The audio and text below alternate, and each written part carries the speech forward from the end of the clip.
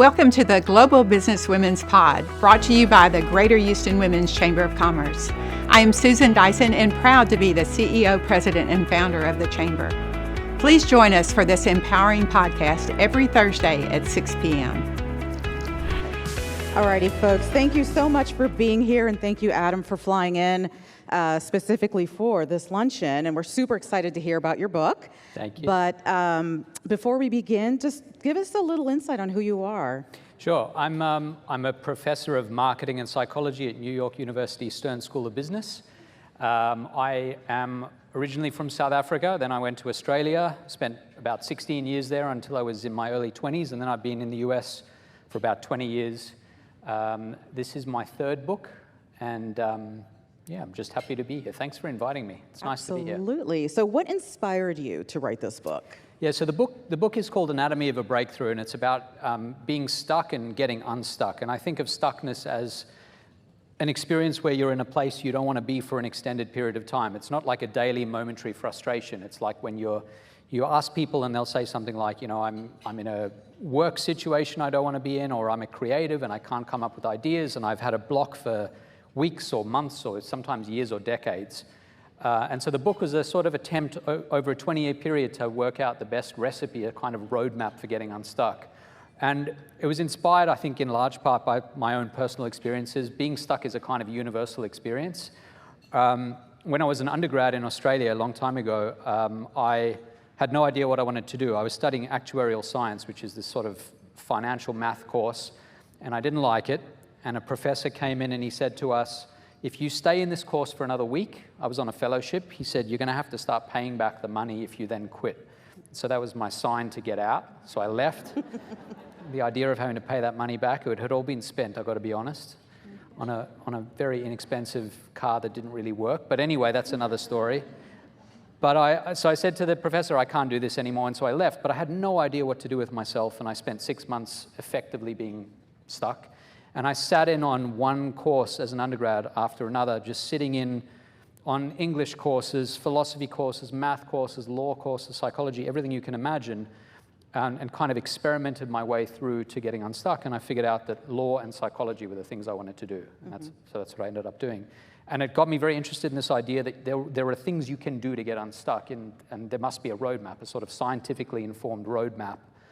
And so I spent a lot of time researching all the components of that roadmap that are now in this book. It's the 20-year culmination of that effort. So what are some key takeaways from the book that our audience can take home today? Yeah, so the book breaks this roadmap down, I break the roadmap down into three, I guess. The book doesn't do the thing. There are three sections, and the basic idea is that I think a lot of us, when we feel stuck or fixed in place, there's a human instinct that evolutionarily it makes a lot of sense if you're physically trapped to flail, you know, to fight your way out. And we're very good at that. You read of these stories of hysterical strength where someone finds someone trapped under something heavy and they pick it up and they're like, I don't know where that strength came from, which is incredibly adaptive. You get that rush of adrenaline and it makes you superhuman. But unfortunately, that same response, we confuse being stuck in a place we don't want to be metaphorically or emotionally for that kind of physical stuckness, and it makes us flail.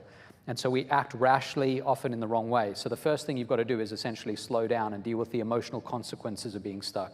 So I talk a lot about that in the book. There are 3 whole chapters devoted to this idea. And then once you deal with the fact that you are where you are, you've then got to strategize and then act. So those are the 2 other sections. So it's really, I break them down into heart, how you respond emotionally, head, how you respond strategically, and habit, what you actually do. And you know, there are a lot of specific anecdotes from people who are just unusually good at getting unstuck, who've made incredible breakthroughs. I talk about men and women in all sorts of different areas, athletes, Olympians, people that I had the privilege of speaking to over the last 20 years, everyday people too, business people. I talk about some of the largest businesses in the world that we think of as having this very smooth run to success. But actually, when you look back, you'll see that they were stuck many times. I think that's also really important, is to recognize that this is a universal experience.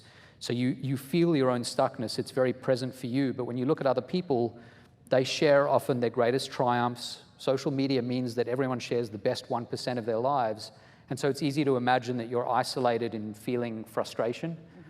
And so this book is a sort of attempt to demystify it, and that's where I begin, is by saying, hey, look, here are a whole lot of people or businesses or organizations that struggled, and yet they succeeded too. So women specifically, I feel, tend to get stuck even more because it's almost like you're stuck under a wave, right? You have children, you have your job that you can't leave because you have to make money for those children. You might have household obligations. So for women specifically, what can we do to get over that emotional rut, over that work rut? What advice would you give? Yeah, I'm indebted to my wife on this front because we have 2 kids, and she was working in executive search at some big firms in New York, and when we had kids, she stopped working temporarily. She ended up founding a women-run business consultancy called the Moment Consulting Group, which is now an agency, and it's growing in size.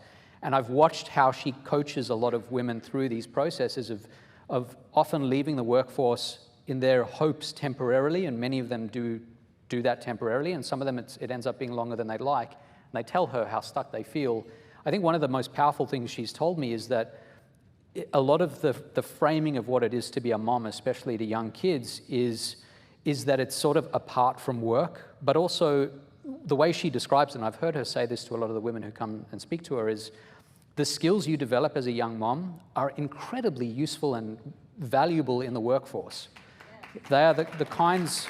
I'm gonna relay that. I'm gonna bounce that applause off and give it to my wife, because she's very articulate about it. And she basically says, let's list all the things you've done as a young mom: the multitasking, the management of the household, all the sort of very gender stereotypic things that are done more by women than men, are phenomenally useful in almost every industry and almost every workplace. And so a lot of it is sort of a reframing of what it means to be a mom to young kids.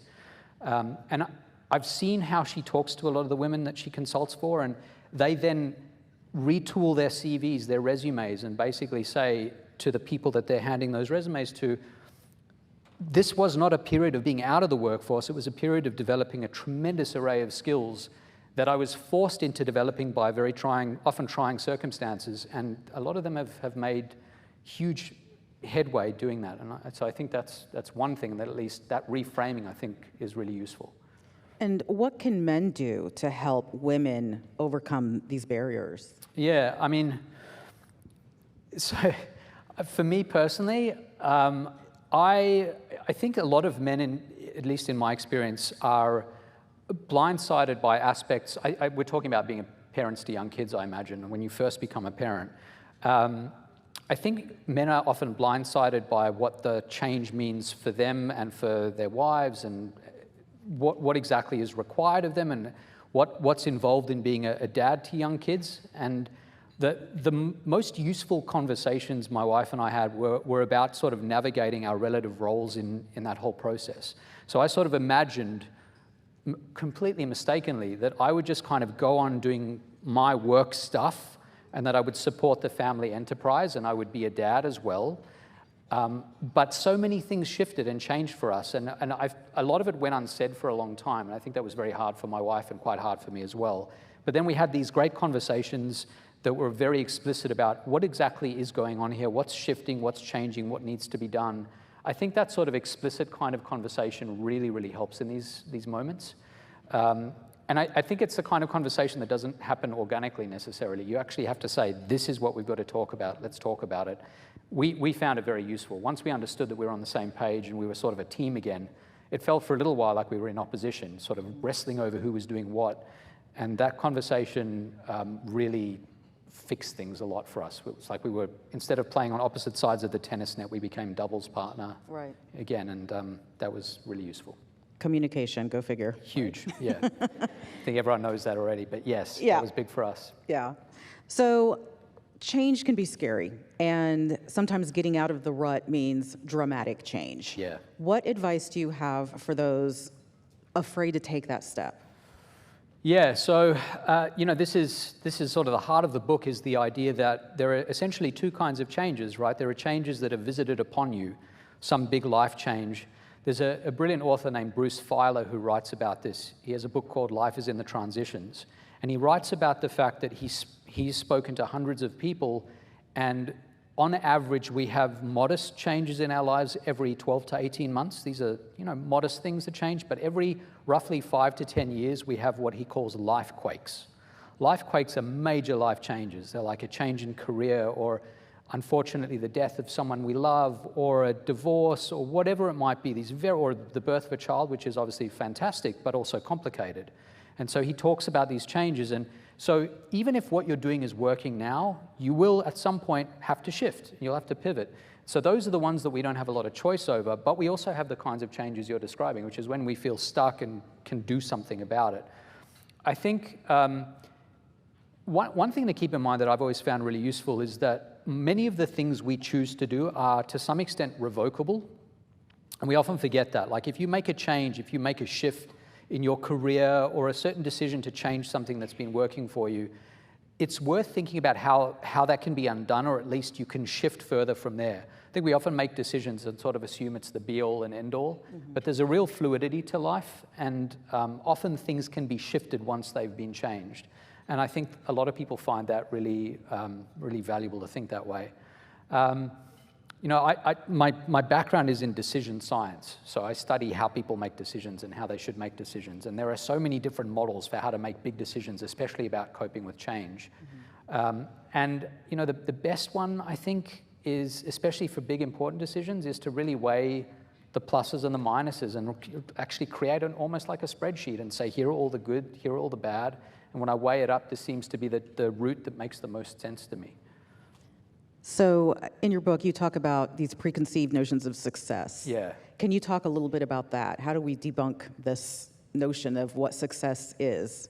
Yeah, I think success, it's really interesting because often when we're doing what we consider to be a successful thing, we're sort of in that mode of doing the same thing for a while that objectively from the outside looks to be successful. We still feel stuck because there's always something more. This is a sort of strangely human thing that no matter where we are, no matter what we've achieved, we always look a little bit higher. We look at people who've achieved just a little bit more.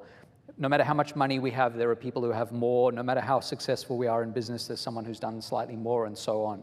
So I think it's very easy to lose sight of the objective fact that often we are doing much better than we might feel when we keep doing this thing of looking upward. This in social psychology is known as upward social comparison, and it's a universal human thing. This is what we do. We're always looking at people above. And it's really damaging to self-esteem and well-being because it's something that we could and you can do your entire life. You can never feel satisfied with the things you have. And I think that's maybe what you were referring to, this idea that success is very comparative for humans, and that constant comparison can be quite damaging. And so it's worth thinking about all the things you do have, all the successes you've had. I'm going through this process of launching a book, and my wife knows this about me, my friends know this about me. I'm a little bit of a pessimist about this stuff. I'm like, well, nothing's working out. It's like just my natural tendency, and I'm quite risk averse. And my wife will stop me every now and again. She'll say, let's look at the things that have worked out really well. And she's right. I'm constantly looking at authors who have sold more books and all that sort of stuff. And it's really silly to do that. It just undermines your well-being, doesn't make you more effective. So I think that way of thinking about success as relative to other people is a little bit broken. And you almost had to get over your own rut, because this is your third book, is that right? My third, yeah. So tell us the process of becoming an author with that first book. Yeah, it was a funny process. Speaking of change, so I give this talk to freshmen at NYU, and it's a talk about early on in your career just saying yes, or not just your career, but as an undergrad, as a freshman, say yes. What that basically means is it should be a period of exploration. And there's a lot of research on this, that there need to be periods of your life where you may not know that this thing that you're going to say yes to will produce dividends, but and you may say yes to 10 things and only one of them is valuable. You just don't know which one at the time. So in this talk to the freshmen, I show them 4 emails that I've received over the last 20 years that changed my life. And one of the 4 emails, and at the time, I wanted to say no to all of them because I was like, I'm too busy, I've got other stuff going on. But this one email came from someone who had read a piece that had been written about some of my research and said, hey, I don't know if you've thought about this. I know you're a first-year professor at NYU, and so you're probably worried about tenure and other stuff, but would you like to write a book? I'm a book agent. And I was like, it's a bit early. I don't think I want to do that yet. It was a total accident. And I was like, well, I think this is a good time to explore. Let's at least figure out if it's the thing to do. So I said, yes, I'm interested. And they said, well, just write a 10-page proposal on what you think the book could be about. I sat with it for about a month. I sent it to the agent. She looked at it and she said, yeah, it's pretty good. I don't know if it's perfect, but let's send it out to publishers and we'll see what happens. And one of the publishers was interested. And at that point, I was like, I guess I better write the book now. And the train ran away, and suddenly I was writing a book. And I had an 18-month contract, so I had to write it in 18 months.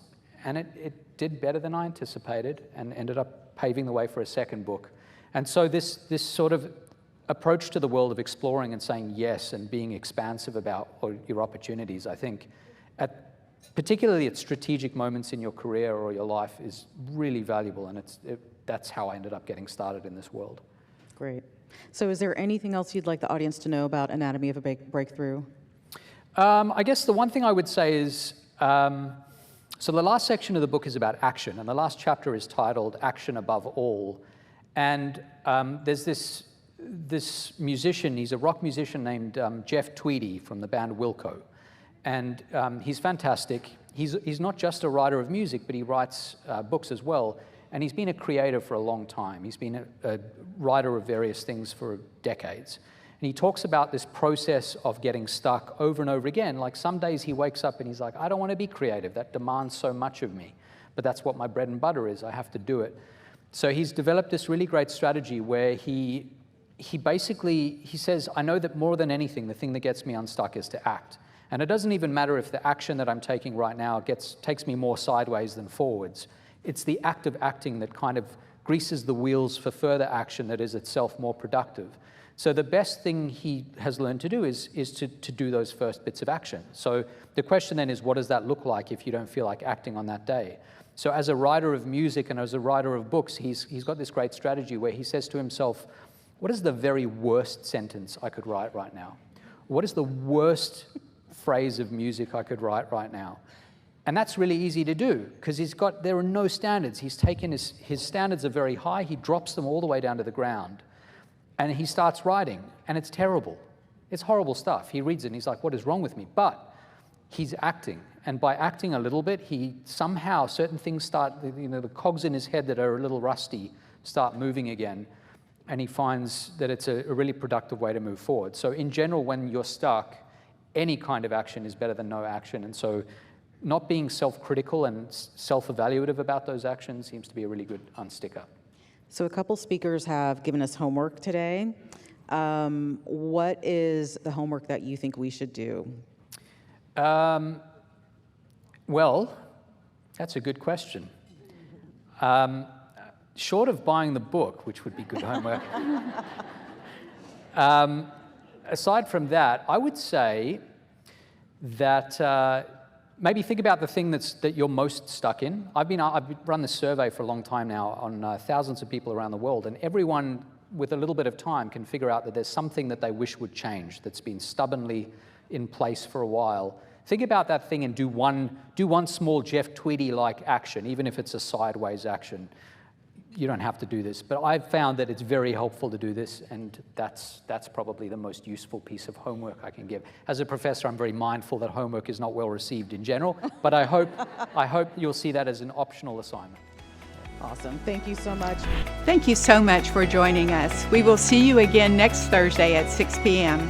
For more information about the Chamber and our podcast, please visit us at GHWCC.org.